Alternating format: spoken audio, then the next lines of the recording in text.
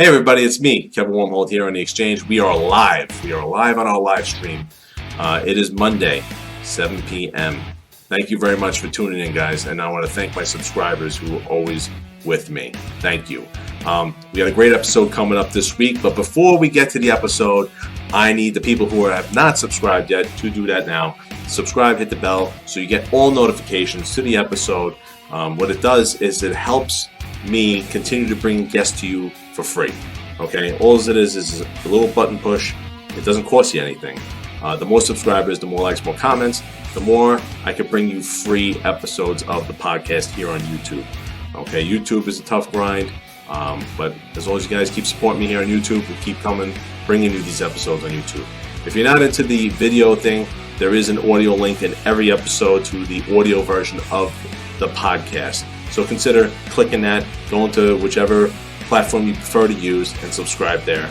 And you can just listen to it on your way into work. Not a big deal. But if you're here tuning in, let's get to our episode coming up. We have a great episode this week, as usual. And thank you for joining me here on The Exchange. Welcome. Enjoy the show.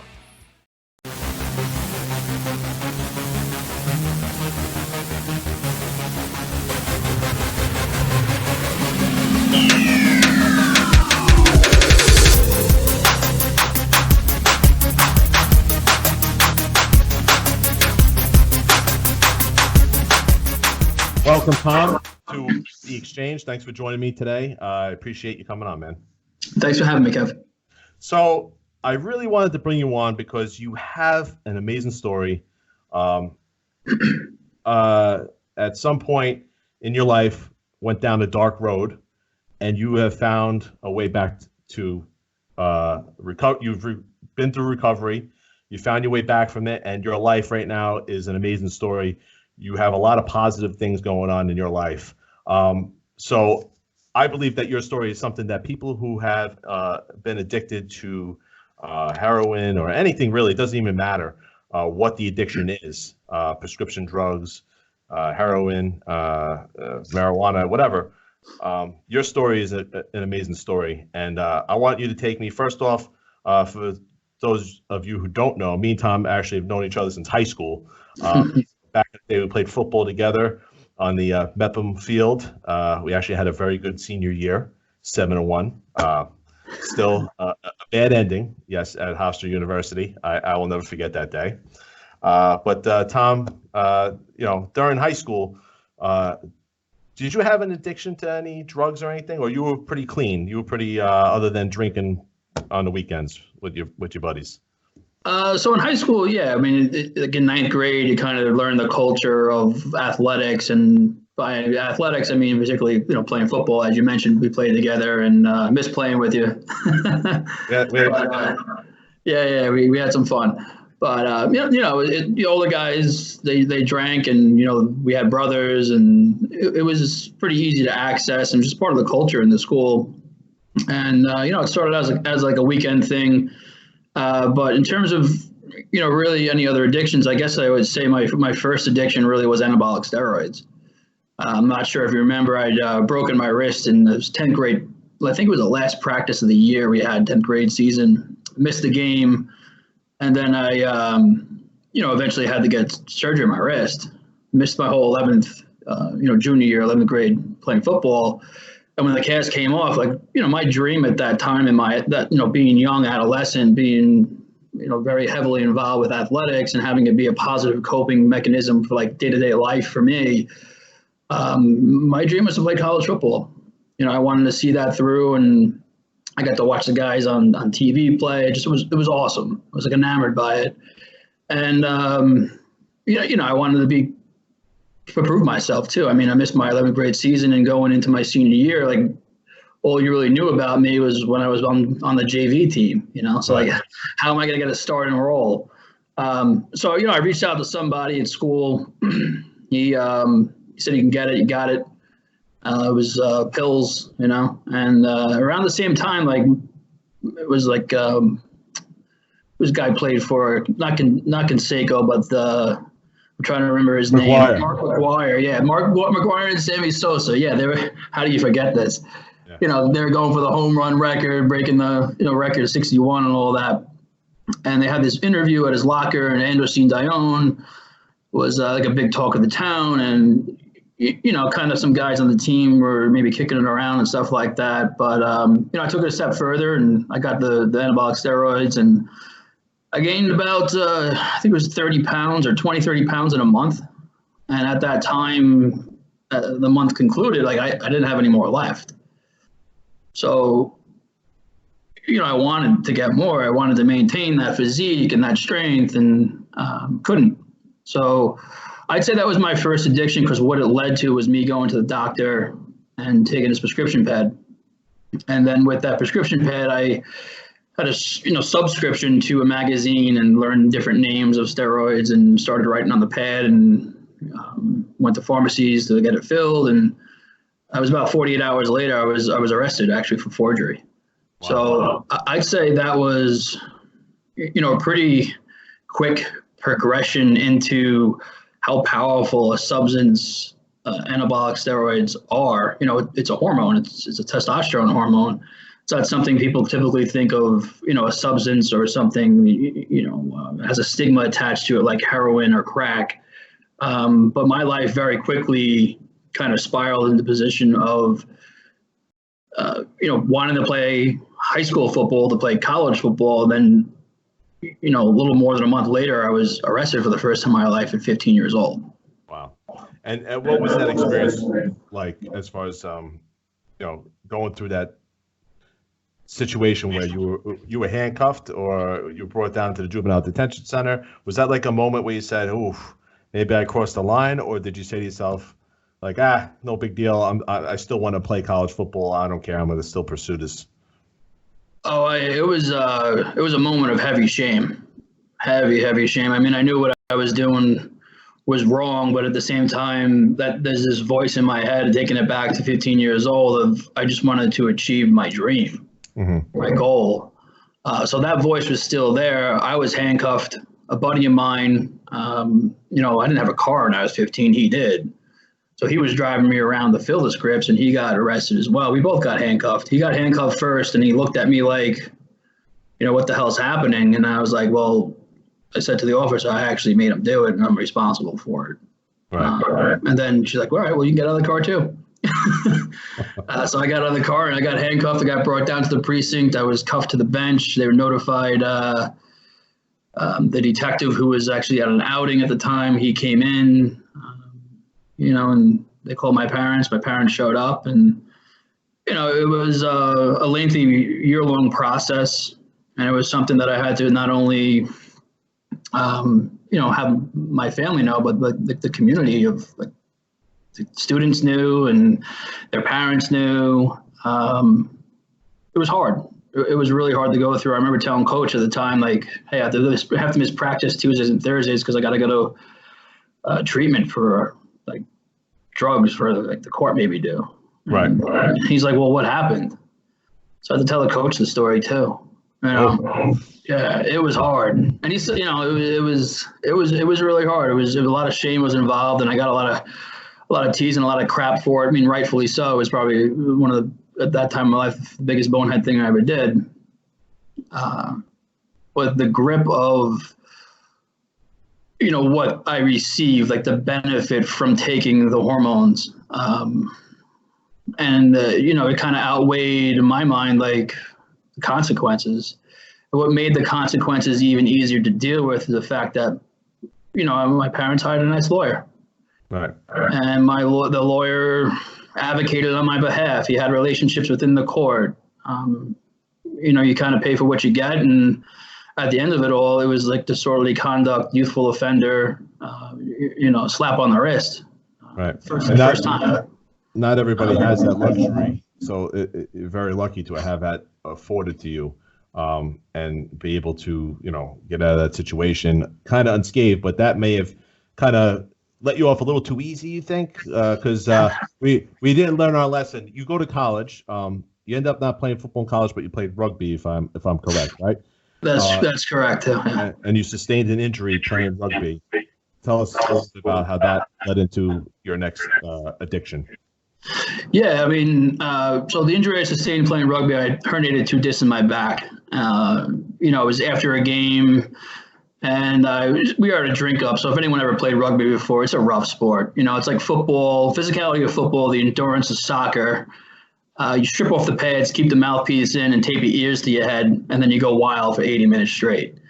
So it's a rough game, and then after the game, a big part of that culture is the same thing with playing football. Like, go figure, I'm still in the same kind of culture of, alcohol and substances. So there's a drink up after the game, and I went to do this maneuver over this short fence, and my back locked up, and I just fell straight over, and I couldn't move. So it was a really scary kind of thing that happened, but what did come from that was, access to be able to get, pain medication. Not only non-narcotic, but narcotic pain medication too. So I was taking, Vioxx, which is no longer on the market, actually. And then I was taking, hydrocodone or something like that. You get it pretty easy back then. So, I was just started taking medications, and it would make the pain go away. I'd have a pregame kind of workout where I take a hydrocodone or Vicodin, take a Vioxx anti-inflammatory, some ephedra, which is no longer on the market, and then I'd hit the albuterol pump for my asthma. So, Wow. yeah, I'd play for 80 minutes straight, you wouldn't feel a thing, but the next day you try to get up, you could barely get out of bed. So you just took more pain medication. So, that's kind of how having an injury in my back and being able to play through it, that I went about it. And not many other people on the team were doing what I was doing. It was kind of, being done in secret, other than maybe one or two other guys.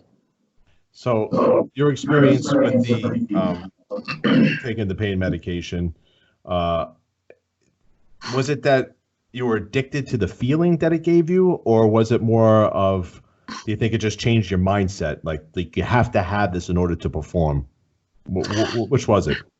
Yeah, so it progressed over time. It changed. So when I first started taking pain medication, it's just like you get to chill out, you feel good. It's very intense too. So this is kind of like this warm feeling comes over you, and it just washes out reality, really. And you get to sit in that and enjoy it for 4 to 6 hours, whatever the prescription kind of says on the bottle. As I started to take more of it, it wouldn't last as long. So that 4 to 6 hour window became 2 to 3 hours, and it wasn't as intense. That warm, just washing away reality kind of feeling. You start to be able to manage day-to-day life better too, as it's less intense. But then you chase the first initial feeling, or you want to get higher. So you start to take more, which even changes your tolerance. And after a while, the medication, you go from taking 5 to 10 in a sitting. It's just you're taking a lot of medication in, and at that point, it's just, when I was playing in college, I didn't really have access to stronger medication. I didn't really have the drive to do anything more than what I already was getting. Like, if it came around, if you ran out, great, you'd grab it as much as you could. But I didn't really seek it out as I did once I lost that outlet of athletics. So that was like a big turning point for me, being able to use athletics as a coping mechanism in my life to deal with kind of life on life's term, and any discomfort or pain that I was going through because of life. I couldn't take it out on the guy in front of me anymore in rugby. When I lost that outlet, I was left by myself, all on my own. And that's where the medication, the opiates, started to really, they started to kind of mull and relieve the emotional pain, not just so much the physical pain anymore. So, I didn't have physical pain as much. It was still there, but more so it was the emotional pain of, past traumas and things I never really coped with in my life before, that I still thought about and still had present, but never really healed and dealt with appropriately. So then you are now done playing rugby. You're out in the civilian world. You're working.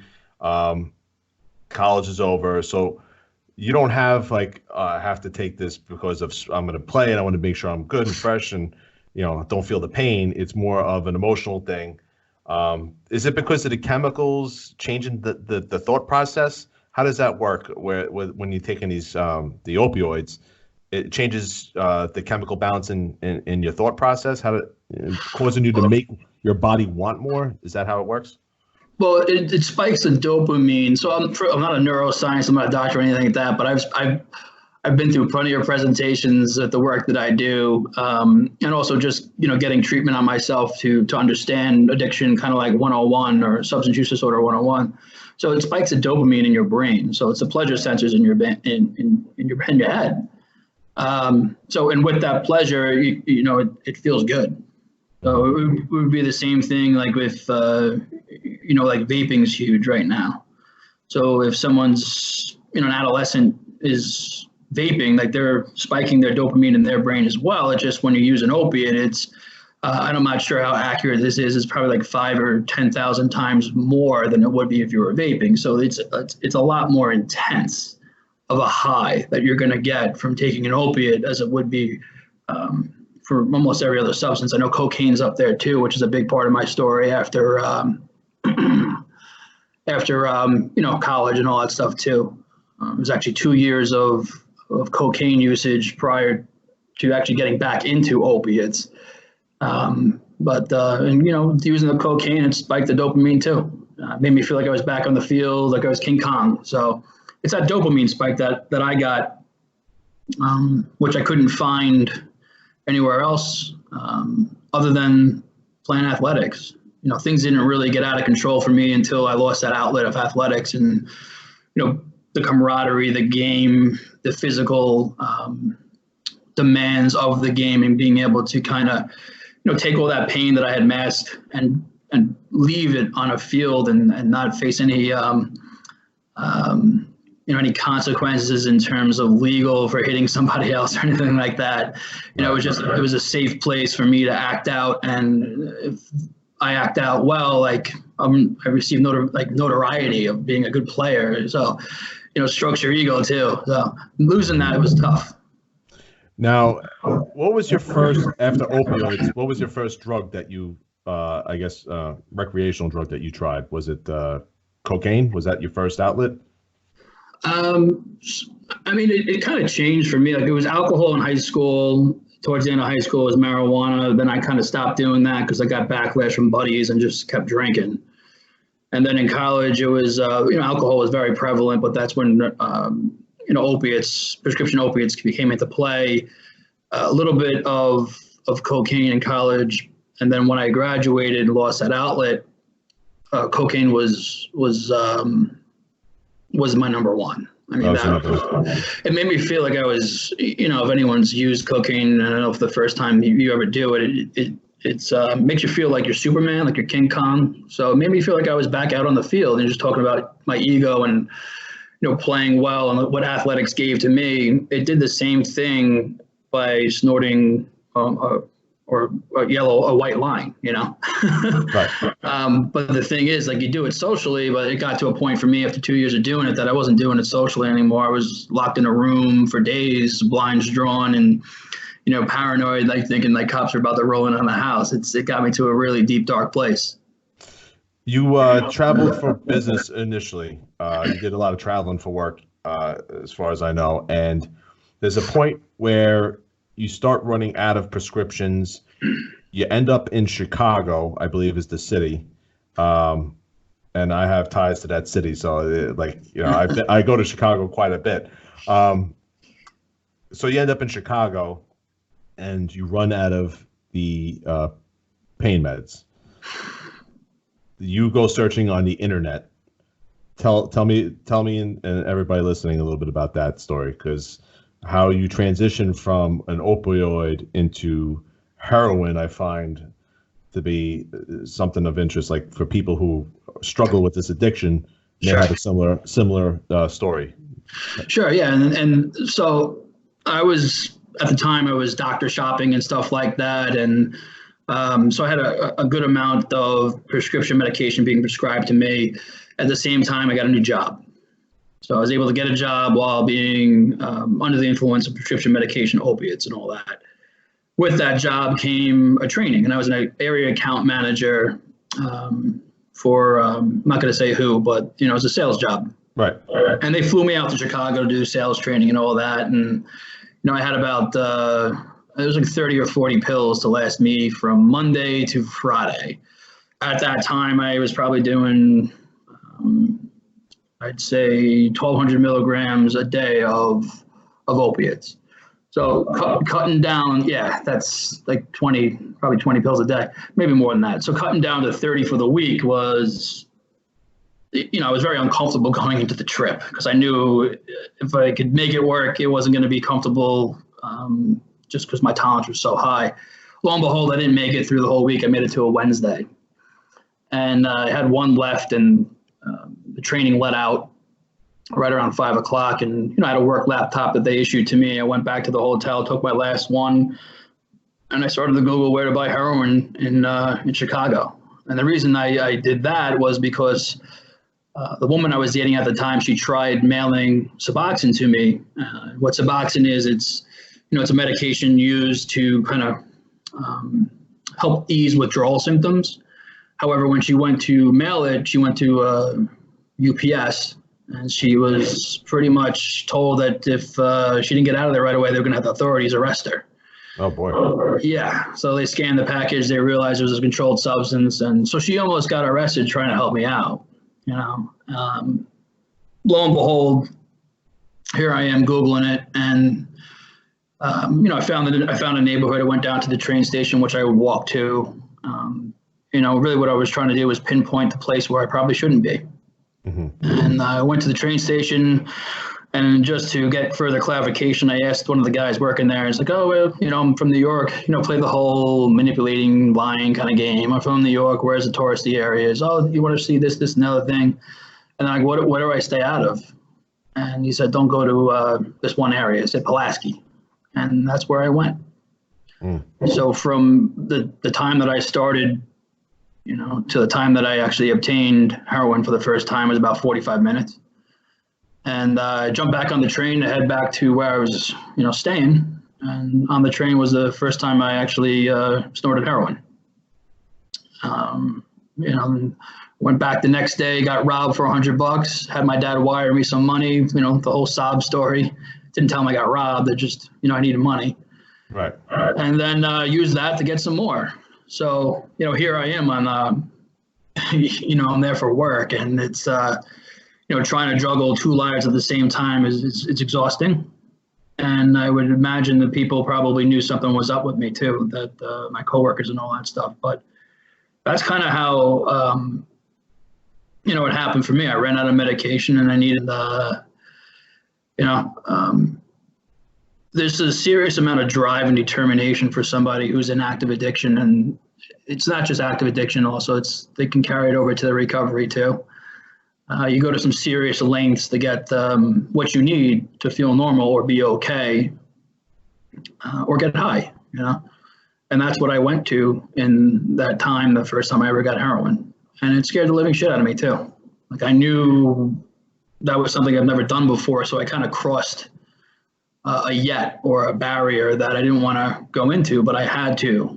So it was a crazy situation. If, you know, you could just think about like new job, training, leaving training, doing something you said you never done before, asking for help so you don't have to go that route. The person who's trying to help you, who's your girlfriend at the time, almost gets arrested. Mm-hmm. Then I get robbed. Then my dad has to like put money in my account so I can get. It was craziness. I came home on Friday night, and my former girlfriend actually went and told my dad like how bad things were. That's how crazy the situation was. She actually told on me, and yeah, it was bizarre, man. How long were you addicted to heroin? Like, how long did you have an addiction to heroin where it became part of your everyday life before you? So what happened? What happened after that? I'll make it real quick. I came home. You know, she told my dad and would try to get help. I was turned away from treatment because it was the weekend, and whatever it was, that window of opportunity is real small to get somebody help. And that window closed for me. And then 2 weeks later, that voice in my head that tells me that I'm not sick and that everything is going to be okay. It's my addiction speaking. It's that voice. It told me to stop snorting it and shoot it, the heroin. So I just went back on Google and I learned how to do it on the line. So 2 weeks after I snorted it for the first time, I injected it for the first time. And that went on for about 4 years, from mixing prescription pain medication and street heroin. It was more so the last 2 years of that 4 years that I was just doing strictly IV heroin use. A lot of that had to do with New York State changing the laws around monitoring prescription narcotic medication. They came up with this thing called iStop, and it was a 24/7 database. So I could no longer doctor shop. I could only go to a doctor who prescribed me the most. And at that time, I would just, sell a lot of the medication and then buy more heroin because heroin was a lot cheaper. So you were still taking prescription drugs and heroin at the same time at this point, and you were actually even selling some, because I know opioids on the market could go for like $100 a pill, and you were able to, or probably more, you would know. Yeah, it's been a lot of heroin. It's been a bit for me, but $1 a milligram is usually what it was at, like, unless you had a good hookup. So. Wow. So and heroin is much cheaper. Yeah. So you go from snorting to injecting it. Obviously, it's a different type of high, which is why most people do that transition. I guess it's for somebody, they get more out of it. Am I mistaken? It's so injecting it it's the only other way to get it in you quicker is to smoke it.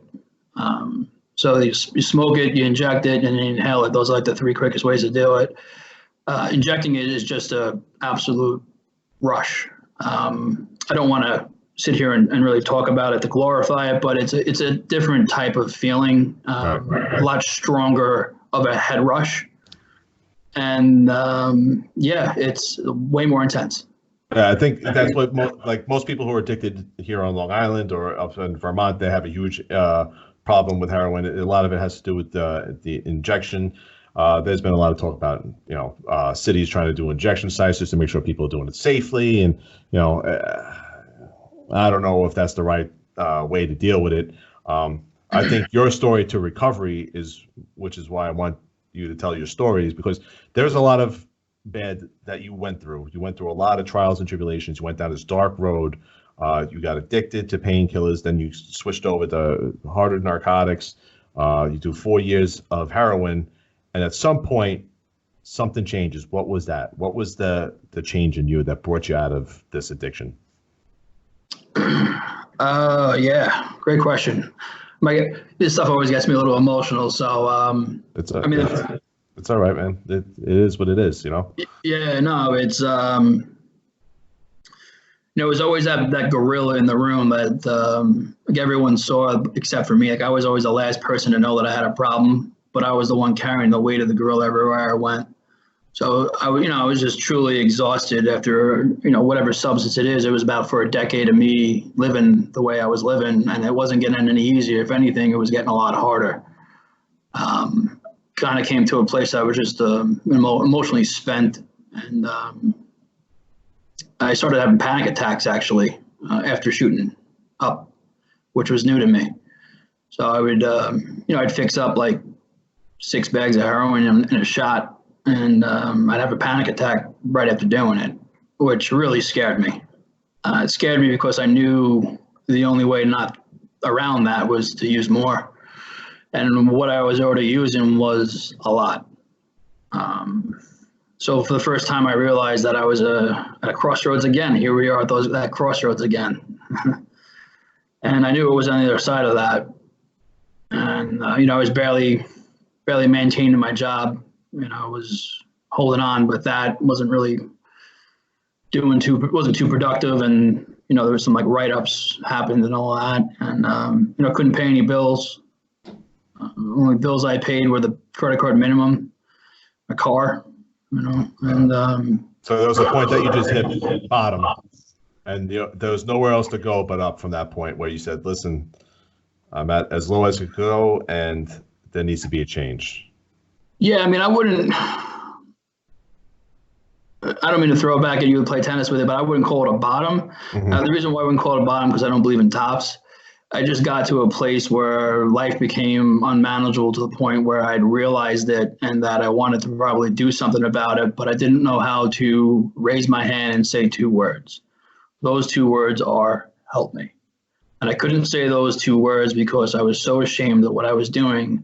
And I was so ashamed for so long, it was impossible for me to say those 2 words. It wasn't until, I was in a relationship with Kate, and Kate's my former girlfriend.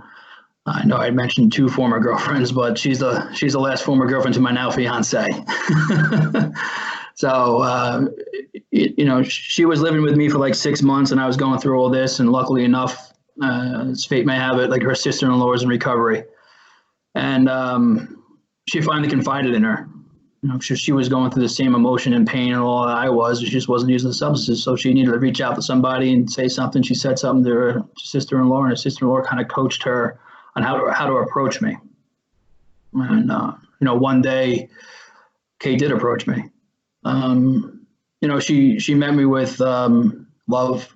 She met me with compassion, empathy, and then she asked a very powerful question, which kind of let me open up. And it was a simple question of like, I see you're not, I don't see you're not doing too well. How bad is it? With that compassion, that love, and empathy behind it, it spoke to like my resilient self inside, who, my addiction had hijacked a long time ago, but I was finally able to come through, and I broke down in that moment, and I let it all go. I just cried my eyes out, and I just told her I was drowning. I've been drowning in it, and I don't know what to do. So it was extremely emotional for the both of us, and that was like the starting point of my turn to get well. And around that same time frame, I met another man in recovery, because my thing was, it wasn't like have that conversation and go to treatment, because the addiction, it doesn't want to get well, it wants to survive. It feeds off the negativity, and it had 10 years of negativity used against me to keep itself alive. So I struggled a lot with taking that next step to get well, to get treatment. And that man that I just talked about, his name's Adam. I was at a 12-step meeting. And those meetings are pretty much for people who, have a desire to stop drinking and drugging. And it was the first one I ever made, and it was down the block from where I lived. It's a basement meeting, and this guy Adam rolls up to me in a wheelchair, and he says to me, "How are you?" And I was in a place that I couldn't answer verbally. I just cried my eyes out. I was hurting. I didn't have any answers of how to change it. And, here I am, I'm at a place where, I laugh because I put myself back in that position. They tell you there's an answer, they tell you don't have to live like this anymore. There's a way out. Mm-hmm. And I kind of just stuck around doing that for a little bit. And Adam, he would call me every day. He would text me. He would annoy the living shit out of me. Here's this man in recovery who used to do what I do, and now he's trying to help me out, and he won't leave me alone. Right. It was awesome. Like, looking back on it, in the situation, it drove me nuts, because all I wanted to do was not be around them. But that's my addiction, So he helped me out immensely, and it finally got to a point of him having to do like a 12-step call, and a 12-step call is kind of like in the community. It means someone's life is at risk. That person's life was mine. And a couple of weeks after, Kate had talked to me, I had met Adam. I hadn't made it to treatment yet, and I was trying to, do outpatient counseling on my own and stop on my own, while doing outpatient counseling. It just wasn't working. I was still using and all that, off and on. But because it was off and on, my tolerance wasn't like it used to. And I would go back and I'd use a similar amount and I'd get wrecked. I would be off my ass. And I crashed my car, I got a rental car, and here I am, I'm still trying to stop. And Kate had called me and I was just been done using and I was driving back to work and she was like shopping. She dropped what she was doing. She drove to my office and she found me behind the wheel unresponsive with the car running about 50 feet from the front door of my office. And she didn't call the paramedics or anybody. She just, kept an eye on me. She didn't know if I was breathing or not. She kept calling me. I was out. I was in a strong nod or, overdose. Anyway, I snapped out of it. I saw she called. I didn't call her back. I got out, walked around the car, got my briefcase out of the rental car and closed the door on the passenger side. And she was right on the other side of the door when it closed when I looked up. And, she told me pretty much the relationship was over. You need to come back after work, get all your stuff, and you need help. And she walked away. And I called Adam, and Adam said, okay, well, I'll come and meet you, get all your stuff. Adam met me at the apartment, and he told me to call Kate when he got there. So Adam, Kate, and we all met in the storage room in the basement of the apartment, and it was a very emotional moment. And Adam told me, you're going to die. And as crazy as it may seem, like I didn't believe it 100%. I believed it about 10%, and that 10% was enough to put enough fear in me to keep me motivated over the next 2 days to get my ass into treatment. I was still using over those days. I had a last hurrah before I went into treatment. But if it wasn't for Kate, if it wasn't for Adam, and if it wasn't for them coming together and really, pleading with me, really, that I wouldn't have taken that opportunity. And when I went to treatment is really where it all turned around for me. So it's a lot that goes into living a life in active addiction, having the support to take that step. And then the real work for me started once I actually took that step. And ever since you did take that step, you come out of recovery and you've kind of become an activist. I saw you on the local news advocating, the legislation, because Chuck Schumer was trying to do a campaign in New York, trying to combat the heroin epidemic. You started an organization or co-founded an organization, IamNotAnonymous.org. Tell us a little bit about that. Yeah, I'm kind of like an apostle for recovery. Yeah. Listen. I had this awesome experience. I'll just say this real quick. When I was in treatment, so Adam asked me a question. He's like, I need you to do something for me in treatment. Can you do it? And I was like, sure. What's that? It's like, I need you to do 3 things. I'm like, what are they? He goes, can you get your hand up and ask for help? I was like, yeah, I can do that. Can you help somebody else? He's like, yeah, I can do that. I love people. I can help somebody else. And he's like, can you find God? And I was like, oh no, wow. Like, I don't know how I'm going to do that in like 30 days. Praying every morning, watching the sunrise, praying every night, watching the sunset, being around professionals. That obsession that I had to use came out the right side of my torso, my stomach, on the 13th day when I was in treatment. And it hasn't been back since. So that kind of really set the ground for me to trust in the recovery process, in my own process. And that opened up a lot of doors for me to move forward. And those doors, ended up being really cool for me. Like, there was 2 very influential men. Both of them, they used their past as their greatest assets in their life today. One of them being Chris Heron and one other one being Mark Lungholm. And I wanted to be able to do the same thing for other men and women in recovery. I didn't want this to be something that, if I didn't own, would destroy me. And I owned it, and I wanted to be public about it. Luckily enough, Kate, her passion, one of her greatest passions in her life is photography. And my greatest passion in my life, what had become very early on, was my recovery process. So we put our two passions together and we created IamNotAnonymous.org. And what that is, it's a photo recovery portrait series featuring people in recovery. So they send a submission in. It's a very recovery heavy story. There's a photo that Kate takes. So we meet everybody in person too, which is awesome. So all these events that we've done across the country, and we're open to all these different paths to recovery. I talked about 12-step, but people have found recovery through poetry, through journaling, through love, through church, which opened up another world for my recovery. I had a foundation of 12-step, but then I was able to keep one foot in that foundation and step outside. And when I did that, it was very empowering, and it kind of blew the top off my recovery.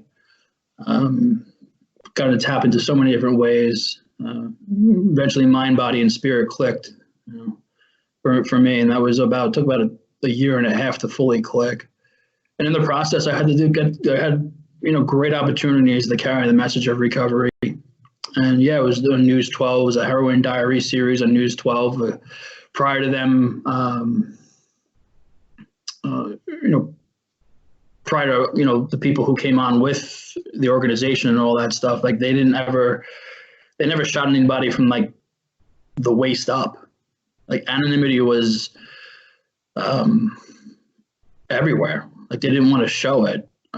My take on that real quick is there's a human aspect to the illness, disease, whatever you may be. And if you're not showing the true person, you're not showing the human aspect to it. And, that person has a voice. And not only does that person have a voice, the person probably has a mother and a father, a brother or a sister. They're part of the community. That needs to be known. So I was very outspoken and in plain sight, which was very different. We're going back 5 years now. And I think it attracted a lot of people out to do the same. With that, mothers and fathers had come forward, and we ended up going up to Albany in New York State and starting to advocate on behalf of different legislation that ended up being passed. And so many good things have come out of it. I've made so many friends. So many people have been helped because of it. And that's all me just paying back what was given to me. I think something important that you mentioned is you had somebody there for you. We talk about Adam, and then you talk about other people during your recovery that helped you tremendously through your journey. I think something that I think unity, strength in numbers is important from what I'm understanding. To have to know that somebody is there to help, and that is something that your organization is there for, to have a place for someone to go to, because if they don't have family support or people around them, but then they see your organization and could say, you know what, let me have a conversation. You said you would meet them in person. I think that's a huge factor in help to recovery, is the fact that there's a face to put to the help, like where you go meet them in person and then you did what you did. So I think that's a great point to bring up. You also currently work for a treatment center, and you do business development now. So your journey continues. You have, I think a lot of it has to do with your competitive nature, because you're competitive in sports. You tried to be the best, and now you've shifted it over to your competitive nature to help others, to help bring your recovery. Because right now, your life, if you look back 10 years ago, would you think you'd be where you are right now, going down the thing? You have a wonderful news. Your life has changed tremendously for the better. So I think people knowing that, who are fighting the addiction right now, saying, "Oh, my life ain't going nowhere," there is the other option, the option that you took to get the help that was needed. Tell me a little bit about what you're doing now, as far as with your treatment center. Yeah, so right now, really, what I do with benShea Treatment Center is I'm a liaison for anyone in need or seeking or a family member concerned, to be an ear and potentially have them come to our facility. And if it's not something that they are able to do, whether it be like a clinical, medical, or financial reason, I place them to appropriate provider, facilitate placement to appropriate provider. Someone's reaching out for help, I gotta help them. So I'm a point of contact to connect that person to what they're looking for, and I love it. I'm able to relate to the person very quickly on the other end of the line, having had not only the personal experience, but I have a certification as a certified Arise interventionist too. So that helps me, help the situation, whether it be a family member or the person of concern seeking care in the appropriate way that I've been trained. So it's non-abrasive and all that. But I get to help people every single day, and it's crazy. It's I don't know. I love it. I don't know what to say. Besides helping the people that you're helping now, I believe it continues your journey and helping you continue because I don't think that the fight is ever completely gone. I think that you continuously have to progress over time. And this helps. Being somebody that's a voice for other people, you can help people, you can take them out. You've had skin in the game before. You've had that situation. You can say, listen, I know where you've been. Because 9 times out of 10, when someone's trying to help somebody, you don't understand what I'm going through. Yeah. You're not in the same situation I am. You have that. I've been there. I've been where you are. Let me help you. And I think that's key in what you do now. And it continues your progress. And your life has just gotten amazing since you hit this road to recovery. Yeah, no, you're 100% correct. I mean, to pick that, like I said before, it's really hard to say 2 words, help me. Right. And when you're picking the phone up and you're finally doing that, that phone weighs 1,000 pounds, whether it's the family member or the person themselves looking for the help. And if you can connect with somebody on the other line and right off the rip, you feel comfortable and with the person, whatever it is, I get phone calls, people, they'll talk for 25 minutes straight or what's going on. I'll get phone calls where the wife woke up next to her husband who just overdosed and he was dead in bed, and I want help. So it ranges, right. But I'm game, and being able to have the personal experience, but also the professionalism with my training, and then the resources to be able to connect them into same day is it's I don't know, it's cool. So how does somebody who's in a situation right now where, I need help, I have no means to pay for help, or because I think a big part of the problem is that they're so focused on paying for the addiction, there's no way that they could, I guess, there's a lot of complications with seeking help. I mean, nonprofits, independent places, state-run places, being what you do and what you see, what is the best approach for somebody who's looking to hit that road to recovery, who may not have the means, health insurance or financially? What would the first step for that person be to get involved? That's a great question. And it's a lot of it's on a case by case basis, because depending upon what the person really presents with, an assessment is going to have to be completed, and based off that assessment, there's a level of care, and levels of care could be detox, could be inpatient treatment, could be day treatment with housing, it could be intensive outpatient community and outpatient community side of things. So you don't really know, but you kind of have a general idea based off a conversation that you're going to have with them, how much you use in a day, what substances you're using. And then from that, if they don't have resources, I know what the minimums are for Medicaid in New York State. So how much money do you make? Okay, well, if you make less than that minimum, well, there's a place that you can go to. Not only could you go to them, but they're going to set you up with Medicaid. So, you'll have, it's called straight Medicaid. So you'll be covered in full while you're there. And if there's a relationship based off on who works there, and if I sent referrals there before and I know them and they know me, maybe there's a chance to get in a little sooner than later. Not always. So you can kind of, expedite the process. So it just comes with experience. There's a lot of factors that come into navigating someone from point A to point B so they could achieve recovery. Having the experience and having the passion, the competitive nature, as you may say, I want to know it all. Because the better I am at knowing it all, the better I am at helping people. The better I am at helping people, the likelihood that they're going to have a significant chance of finding recovery improves. Information, I believe, is another key factor. When having the right information, where you can find the place to go. Where would somebody get the information at ease? So I could just jump on the computer, get information of like, how do I? Like treatment center ads. So they're trying to get people to go to treatment. You call those numbers. If you don't have the resources, depends on the place and how they kind of handle that. So they may be trying to, have you round up money or something like that, or they may not. They may just hang up on you, Because that could be somewhat deflating to somebody who's like, I'm gonna give it a shot, and then I try, and then I can't get in here, so you know what? Fuck it, I'm done, and then go on to something else. So, and the one thing I will say too, with the evolution of people kind of speaking out, showing their faces over the last 5.5 years, a lot more people have been comfortable, from what I've seen, in Googling facilities from the comfort of their own house. Right. So what happens then?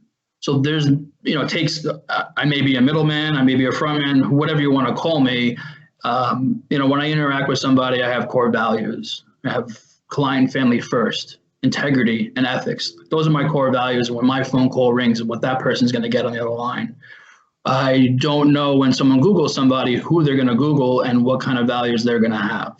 So yeah, navigating the system's tough. And if you're in a position where you're down on yourself and you're in active addiction and your addiction thrives with the negative, and you're trying to get a bed somewhere, and the other person says, well, I need $25,000 to get you in because your insurance sucks. Mm-hmm. What's going to happen? Right. That I feel like is a big concern for a lot of people who. It's a big concern for me as a person who works in the field. It's a major concern for me. Right, and we don't want to see anybody get turned away when they're finally looking to get the help that they want and need, and then get now I'm not determined because I've been turned away. Why should I? Nobody cares about me. Nobody wants me to come get help. It could be deflating to somebody who's actually looking to make that step. And I think a big factor is to have, or a big, I guess, help would be to have those people around you, like you had, to walk you through the process. And I believe organizations like, anonymous organizations, your organization, I Am Not Anonymous, and anything is, to reach out and talk to somebody could be a big help. And a lot of people, because I have family that have gone through addiction, and I've seen it firsthand. And what helped them was having other people in the same situation as them just extend that hand and say, I'm here to help you. What do you need? And that's a big key. And you have made your life that, and that is, I commend you for that. You've taken that dark road and made it about helping other people, and you put other people, like, that is now your life, because you're paying back. Like you said, you're paying it back. Somebody from the neighborhood today come by to welcome me to the neighborhood, and she asked me what I did for work, and I told her, and then I got that line of, don't take this the wrong way. Then she started to talk about what my opinion was in terms of people receiving Narcan, and like they get multiple Narcan a day. Like, do you think that's something that should be happening? First time I ever met the lady, I welcomed her in my house. Wow. She's giving me, it took a turn, man. But here I am. It's like, if I was in early recovery, surprised of how it went.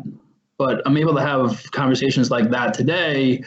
And a big part of that is like those emotions and the feelings that, I didn't steamroller. But that's something that I had to deal with very early on in recovery and throughout my recovery, being able to manage those. So when I was in active addiction, I had emotions and feelings, but I would always use, and they were temporarily washed away completely because it's the hardest thing I've ever done in my entire life, but by far it's the best thing that I've ever done. And just learning, what those emotions and feelings are, being able to identify them, being able to share with them, have how to use them in conversation to communicate with somebody else, to set like healthy boundaries. I learned very early on, like hungry, angry, lonely, tired. If I didn't eat, like I'd have all these emotions and feelings. If I didn't drink, I'd be dehydrated.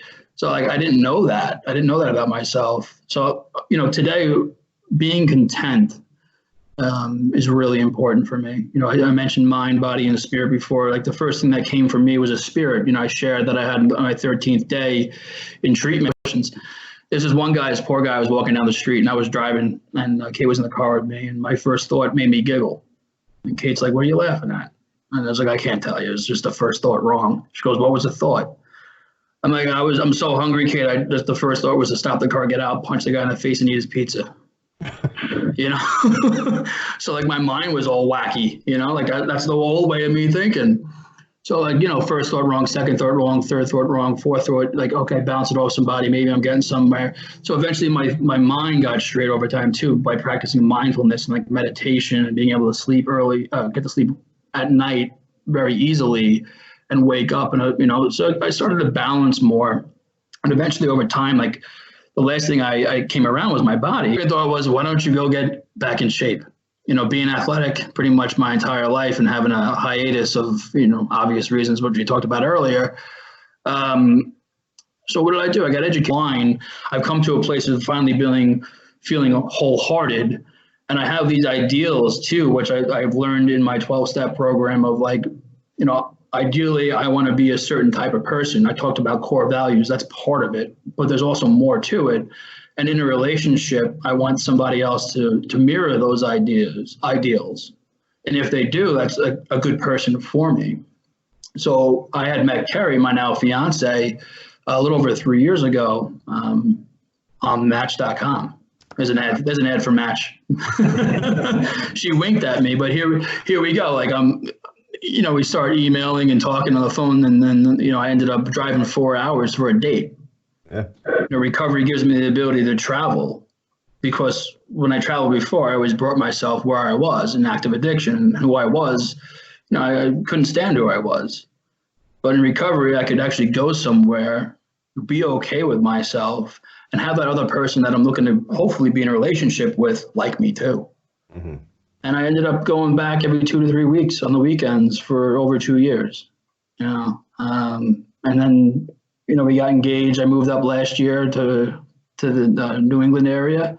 That still are fighting the addiction, and your story inspires me, and I tell people who I know who are facing addiction, listen to me. If you need something here, I hand out your cards still. You gave me a bunch of your cards with your number on it. I still hand them out, and I believe in what you did, and I support everything that you do from this point going forward and helping others. And it's amazing. And I think that people can look up to what you did and say, listen, I mean, if you're in a serious safety situation first. So if you're in an unsafe situation, I mean, if you're, go to the hospital, call 911. That's like number one. But if you're watching and you're somewhat okay, remember there's plenty of stories on there too that you can read. We have two perspectives: the afflicted and the affected. The afflicted being someone like myself with the illness, and the affected being a loved one that cares about them. If you want to reach out through IamNotAnonymous.org, you're more than welcome to as well. Tom at IamNotAnonymous.org is my email. Shoot me an email. Well, I want to remind everybody that is listening to subscribe. If you're watching this episode on the YouTube channel, hit that subscribe button so you catch all of our live streams. You get to keep up to date. And the more exposure that this podcast gets, if you're listening on iTunes, Spotify, iHeartRadio, hit the subscribe button and rate the show, because people like Tom and this episode, the more ratings, the more exposure, the more subscriptions, the more people that will hear this story and other stories like it that I have from other guests that come on the podcast. I want to thank you so much for taking the time out today and discussing your road to recovery. I believe it's an amazing story, and I believe that other people, if you need help, Tom has provided the information. I will also have the information for him and his treatment centers and his phone number in the show notes on the YouTube channel and on the podcast. So thank you, Tom, for coming in and sharing your story with us. Thank you, Kev. I appreciate it, man. Hey guys, I hope you enjoyed that video. Subscribe to the show, like it, and comment. Also, if you want the audio version because you're traveling, you're in the car, and you can't watch it, you don't have time to watch the episodes, you could go in the show notes. There is a link provided.